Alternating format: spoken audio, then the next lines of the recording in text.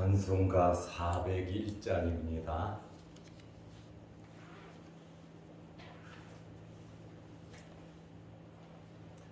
찬송가 401장. 주의 곁에 있을 때 마음이 든든하오니 주여 내가 살 동안 인도하여 주소서. 주여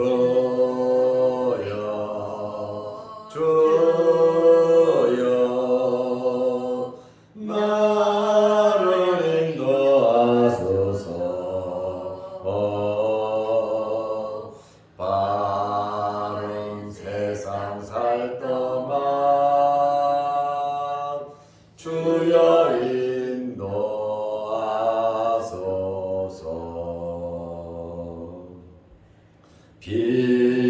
피난처인 예수여 세상 물결 험할 때 크신 은혜 베푸사 나를 숨겨 주소서.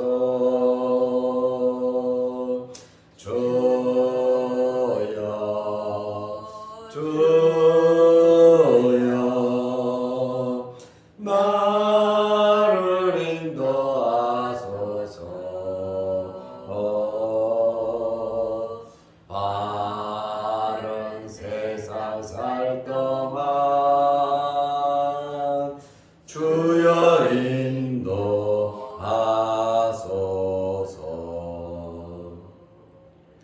세상 품 빠진 나무 영화로운 나라와 눈물 없는 곳으로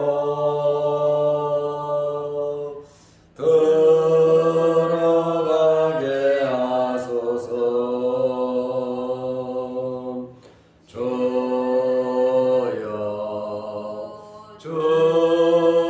주여 나를 인도하소서. 바른 세상 살 동안 주여 인도하소서.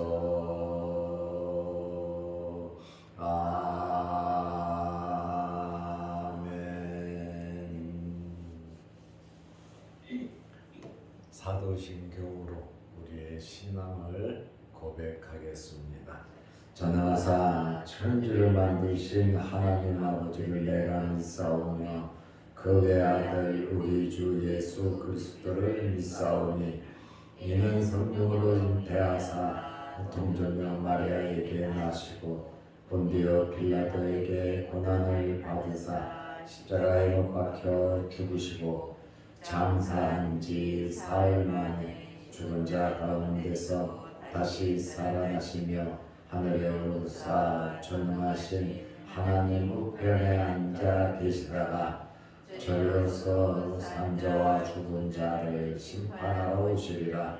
성령을 믿사오며 거룩한 공예와 성도가 서로 교통하는 것과 죄를 사하여 주시는 것과 몸이 다시 사는 것과 영원히 사는 것을 믿사옵나이다. 아멘. 하나님의 말씀 누가복음 3장 23절에서 38절 말씀까지 보겠습니다. 예수께서 가르치심을 시작하실 때에 30세쯤 되시니 사람들이 아는 대로는 요셉의 아들이 아들이니 요셉의 위는 헬리요 그 위는 마따니요 그 위는 레위요 그 위는 멜기요 그 위는 얀나요 그 위는 요셉이요 그 위는 마따디아요, 그 위는 아모스요, 그 위는 나움이요, 그 위는 에슬리요, 그 위는 낫게요, 그 위는 마하시요, 그 위는 마따디아요, 그 위는 서머이니, 그 위는 요색이요, 그 위는 요다요, 그 위는 요하나니요, 그 위는 메사요, 그 위는 수르바벨이요, 그 위는 스알데엘이요, 그 위는 네리요, 그 위는 멜기요, 그 위는 압디요, 그 위는 고삼이요, 그 위는 엘마담이요, 그 위는 에르요, 그 위는 예수요, 그 위는 엘리에서요, 그 위는 요림이요, 그 위는 마따시요, 그 위는 레위요, 그 위는 시므온이요, 그 위는 유다요, 그 위는 요셉이요, 그 위는 요남이요, 그 위는 엘리야김이요, 그 위는 멜레아요, 그 위는 멘나요, 그 위는 마따다요, 그 위는 나단이요, 그 위는 다윗이요, 그 위는 이세요, 그 위는 오벳이요, 그 위는 보아스요, 그 위는 살몬이요, 그 위는 나손이요, 그 위는 아미나답이요, 그 위는 아니요, 그 위는 헤스론이요, 그 위는 베레스요, 그 위는 유다요, 그 위는 야곱이요, 그 위는 이삭이요, 그 위는 아브라함이요, 그 위는 데라요, 그 위는 나홀이요, 그 위는 수르기요, 그 위는 루요, 그 위는 벨렉이요, 그 위는 헤보요, 그 위는 살라요, 그 위는 가이난이요, 그 위는 아박사시요, 그 위는 셈이요, 그 위는 노아요, 그 위는 에멕이요, 그 위는 무두셀라요, 그 위는 에녹이요, 그 위는 야렛이요, 그 위는 마할랄렐이요, 그 위는 가나니요, 그 위는 에노스요, 그 위는 셋이요, 그 위는 아담이요, 그 위는 하나님이시니라. 아멘. 38절 말씀까지 보았습니다. 23절 말씀에 보면 예수님께서 공생애를 시작하실 때의 나이가 30세쯤 되었다. 이렇게 예수님의 나이를 이야기하고 있습니다. 예수님의 나이에 대한 기록은 누가가 유일합니다. 12살의 예수님에 대한 말씀과 또 공생애를 시작할 때의 당시 나이가 30세쯤 되었다. 이렇게 누가가 예수님의 나이를 말을 하고 있습니다. 민수기 4장 3절에 보면 이 레위인 성전에서 봉사하는 제사장들의 업무 나이가 나오는데 30세 이상에서 50세까지 회막의 일을 하는 자에 대해서 30세 이상, 50세 이하, 그러니까 20년 동안 사람이 가장 건강하고 가장 힘이 있을 때 제사장으로서 이렇게 봉사하고 섬길 수 있게 나이가 기록되어 있습니다. 우리 총회에서도 목사가 되는 나이가 30세로 규정을 하고 있습니다. 누가복음 3장 23절에 예수께서 가르치심을 시작하실 때에 공생애를 시작하시는 거죠. 30세쯤 되시니라. 예수님께서 하나님과 사람의 중재자로서 대제사장으로서의 사역을 시작하실 때가 이제 30세가 되었다. 예수 그리스도의 3대직에 대해서는 우리가 성경 대학을 하면서 배웠죠. 기름 부음을 받은 자 그리스도, 선지자로서, 대제사장으로서, 왕으로서 예수님께서 3대 사역을 감당하셨습니다. 여기 30이라고 하는 이 나이를 보면 창세기 41장 46절에 보면 요셉은 나이 30에 애굽의 총리가 되었습니다. 애굽의 법에도 30세 이상이 돼야 공직에 오른다고 하는 그 당시에 법이 있었습니다. 사무엘하 5장 4절에 보면 다윗이 왕이 될 때에 나이가 30세다 이렇게 말을 하고 있습니다. 예수님 당시에 사내들인 공회가 있었습니다. 대제사장들, 그 다음에 바리새인들, 사두개인들, 서기관들, 이스라엘의 종교 지도자들이 산헤드린 공회의 회원인데, 산헤드린 공회의 회원이 되는 나이 기준도 30세로 규정하고 있습니다. 예수님께서 30세에 가장 적절하실 때에 공생애를 시작하신 것을 우리가 알 수 있고, 때가 되니까 세례 요한도 출현하고, 때가 되니까 예수님께서도 나타나셔서 세례를 받으시고 공생애를 이제 시작하시는 것을 우리가 보게 됩니다. 그리고 23절에 보면 사람들이 아는 대로 요셉의 아들이니, 예수님은 사람들이 아는 대로 요셉의 아들이다. 목수의 아들 예수, 또 목수 예수로 나사렛에 알려지셨습니다. 이제 누가는 예수님의 족보를 기록했습니다.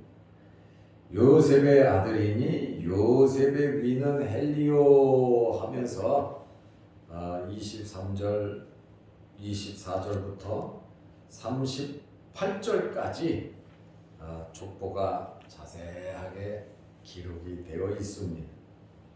여기에 사람들을 하나하나 설명을 하면 의미도 있고, 또 여러 가지 사건들도 우리가 배울 수 있겠지만, 한 사람 한 사람 거론을 하다 보면 시간이 너무 많이 흐르니까 일단 족보는 족보로 이렇게 넘어가는 것으로 하고 제가 말씀을 드리려고 합니다. 특별히 38절의 말씀에 보면 그 위는 에노스요.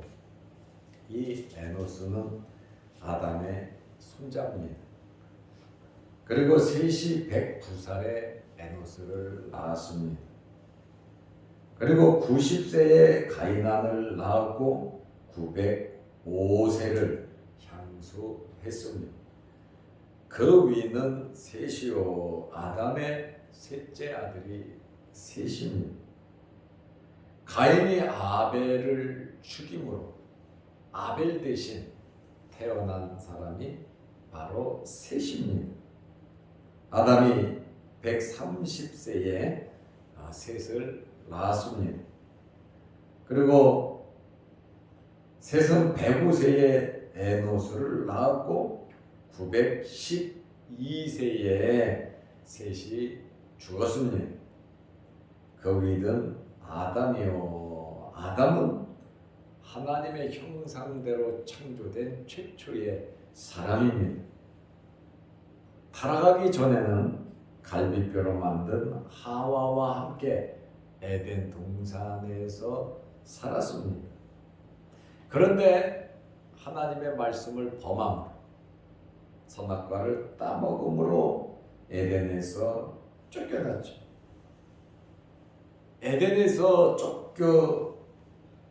쫓겨나서 노동과 수고로움과 해산의 고통을 겪으며 자녀를 낳았고 자녀를 길렀고 땀을 흘리면서 열심히 살았습니다.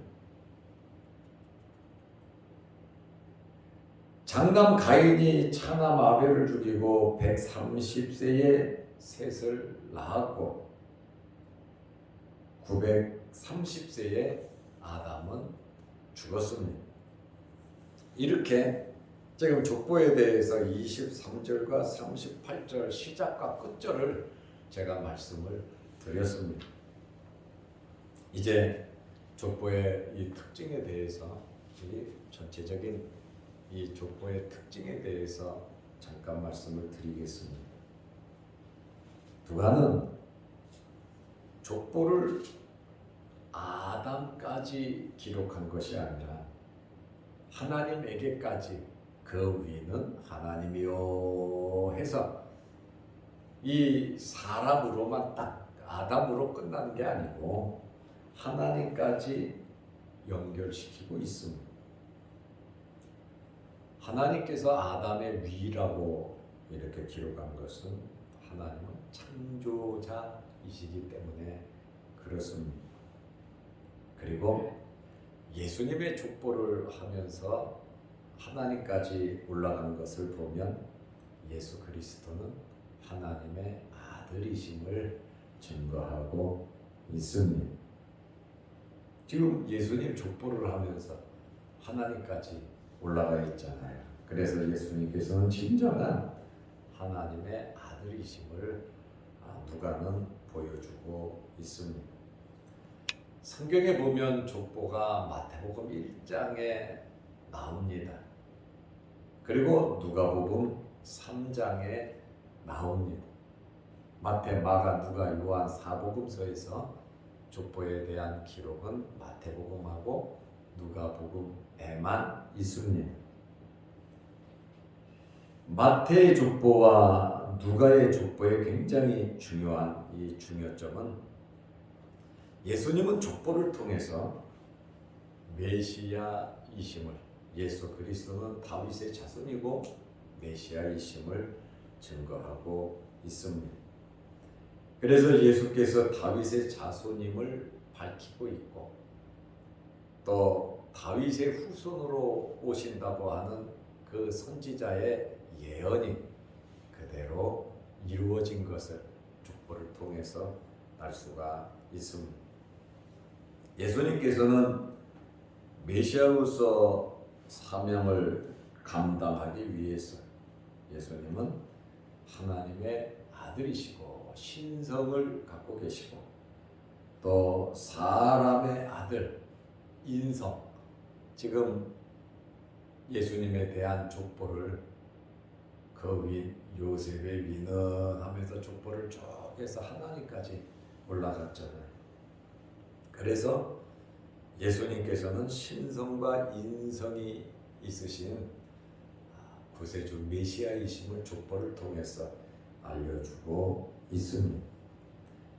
그리고 이 마태의 족보, 마태복음 1장과 누가의 족보, 누가복음 3장에 나와 있는 이 족보가 서로 비교를 할 수 있습니다. 마태는 유대인을 위해서 마태복음을 특별히 기록했습니다. 이방인들은 보지 말라는 게 아니고 마태는 마태복음을 기록하면서 주 대상이 유대인들에게 예수 그리스도는 메시아임을 알리기 위해서 마태복음을 기록을 했습니다. 그래서 유대인으로서 알 수 있도록 아브라함부터 기록을 한 겁니다. 그래서 아브라함과 다윗의 자손 그러잖아요. 선택받은 자의 시발점이 유대인들의 이 선택받은 이 시조가 바로 아브라함이거든. 그렇다 보니까 유대인들의 취향에 맞도록 아브라함부터 기록을 한 반면에 누가는 이방인이잖아요. 누가는 이방인 의사잖아요. 이방인이다 보니까 헬라 사람들을 위시해서 이방인들이 알 수 있도록 아브라함부터 시작한 것이 아니라 아브라함, 노아, 아담, 하나님까지 다 인류는 이러한 족보 속에서 다 하나님께서 창조한 피조물이다. 이스라엘 사람들은 우리는 하나님의 선택받은 아브라함의 후손이다 하면서 굉장히 자랑을 하잖아요. 그러니까 마태는 아브라함부터 기록을 했고 누가는 세계 선교를 하면서 사도 바울을 끝까지 따라다니며 복음을 전한 자가 누가 아닙니까? 그렇다 보니까 이방인들을 상대해서 이 하나님은 아브라함의 자손 유대인들의 하나님이시기도 하지만 우리의 근본적인 아버지 창조자가 되신 분이시다. 그래서 아브라함 위로 노아 아담까지 누가는 기록을 했습니다. 이러한 참 엄청난 이러한 차이가 있어요. 마태는 아브라함부터 하향식으로 낳고 이렇게 하향식으로 밑으로 기록한 반면에 누가는 예수님부터 시작해서 거꾸로 위는 하면서 위로 올라가면서 최종적으로 하나님께서 인류의 기원이심을 누가는 알리고 있다. 그 당시에 뭐 로마 사람이나 헬라 사람이나 굉장히 지적이었잖아요. 그렇다 보니까 누가도 굉장히 지적으로 이방인들 중심으로 해서 하나님은 인류의 기원이 되신다. 너희 쓸데없는 우상 섬기지 말고 사람이 만든 이것저것 섬기지 말고 우리를 창조하신 하나님을 믿으라고 이렇게 말을 했습니다. 마태는 14세대씩 세 그룹으로 족보를 구성해서 만들었어요. 그 족보를 세 그룹으로 빠진 사람도 있고 들어간 사람도 사실은 있습니다. 세 그룹으로 족보를 구성했는데 누가는 조상들을 단순하게 그냥 기록을 했습니다. 마태는 족보에 마리아까지 5명의 여자 명단이 등장하지만 유대인들은 여자들을 굉장히 터부시 여기잖아요. 그렇지만 유대인들의 생각을 좀 변화시키기 위해서 다윗의 족보에 예수 그리스도의 이 족보에 특별히 다윗의 족보에 이방인 여자들이 들어가 있다. 그러니 유대인들이 이방인들을 좀 함부로 하지 말고 여자들을 너무 이렇게 아래 것으로 취급하지 말고 하나님 앞에는 여자나 남자나 동등하고 동일하다라고 하는 사실을 마태는 은연중에 그것을 보이고 있어요. 여자를 이름이 5명이나 등장했는데 다윗의 증조모가 기생이잖아요. 이방인 기생남이 있잖아요. 이방 여자 룻이 있잖아요. 그죠? 모함 여자. 그러니까 유대인 니네들 그 혈통 갖고 자랑하지 말라는 거예요. 그 예수님의 족보, 다윗의 족보를 이렇게 보면 그렇다 그 말이에요. 그리고 누가는 여인들의 이름이 하나도 나와 있지가 않습니다. 아브라함부터 다윗까지는 두 족보의 명단이 일치해요.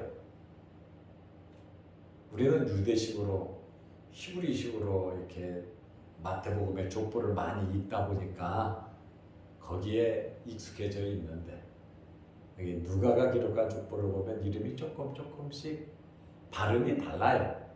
그러나 같은 사람이죠. 두 족보의 명단은 일치하나 다윗부터 요셉, 예수님의 아버지 요셉까지는 일치하지 않고 조금 차이가 있는 것을 발견하게 됩니다. 마태는 다윗 다음에 누가 나오냐면 솔로몬이 나옵니다. 누가는 다윗 다음에 나단이 나오고 인원수도 마태와 누가와 차이가 있습니다. 이러한 차이 아주 결정적인 것은 마태는 요셉의 가계를 기록했고 누가는 마리아의 가계를 기록했습니다. 그리고 이 계대 결혼이라고 하는 이러한 제도가 이스라엘에 있잖아요. 형이 자식이 없으면 동생이 대신 자식을 낳아주잖아요. 그러다 보니까 이 동생이 낳은 자식을 형의 이름으로 기록한 것도 있고, 동생이 낳았으니까 동생 이름으로 자식을 기록한 적도 있어요. 그렇다 보니까 이 족보에 여러 가지 조금 차이는 있지만 성경의 오차는 아니고 하나님의 말씀은 정확 무하다는 거죠. 있는 사실 그대로를 성경은 기록을 했고, 또 성령의 감동으로 기록된 책임을 우리는 알 수 있습니다. 족보가 좀 틀리다고 해서 이거 왜 틀리나 따지고 뭐하고 할 건 없어요. 족보를 보면 뺀 사람도 있고 넣은 사람도 있고, 그거를 전부 다 일일이 기록하려면 이걸 부족하죠.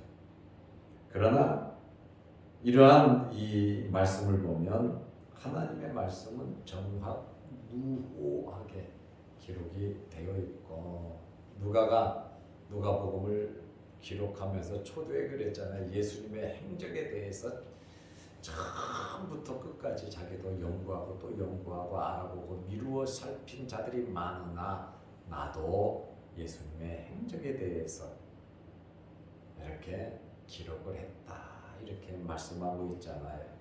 이러한 족보를 통해서 예수는 메시아이시다, 그리고 예수님은 다윗의 자손이고 예언된 성경이 그대로 일치되었다고 하는 사실을 우리에게 알려주고 있습니다. 긴 족보지만 우리가 신앙생활하는데 도움이 될 것 같아서 어려운 많은 이름이지만 제가 간략하게 말씀을 드렸습니다.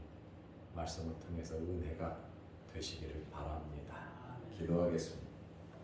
하나님 아버지, 예수 그리스도는 메시아이시고 예수 그리스도 중심으로 하나님의 말씀이 기록된 것을 알게 하여 주옵소서. 이제 세례 요한이 와서 주의 길을 예비하고 첩경을 평탄케 하고 회개하고 예수 그리스도를 맞이하라고 물세례를 주었고, 이제 예수님께서 공생애를 30세쯤 시작하면서 족보를 기록해서 예수 그리스도는 다윗의 자손이고 예수 그리스도는 성경에 예언된 대로 이 땅에 오셨음을 밝히 말하고 있습니다.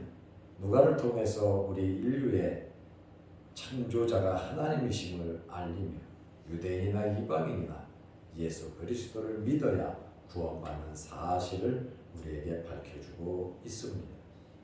하나님의 말씀을 그대로 믿고 살아가는 저희들 되게 하시고, 오늘 이 새벽에 기도하는 기도 제목 하나님께서 응답하여 주시고 영상으로 예배드리는 성도들의 그 간절한 소망도 이루어 주시고 은혜가 되게 하옵소서.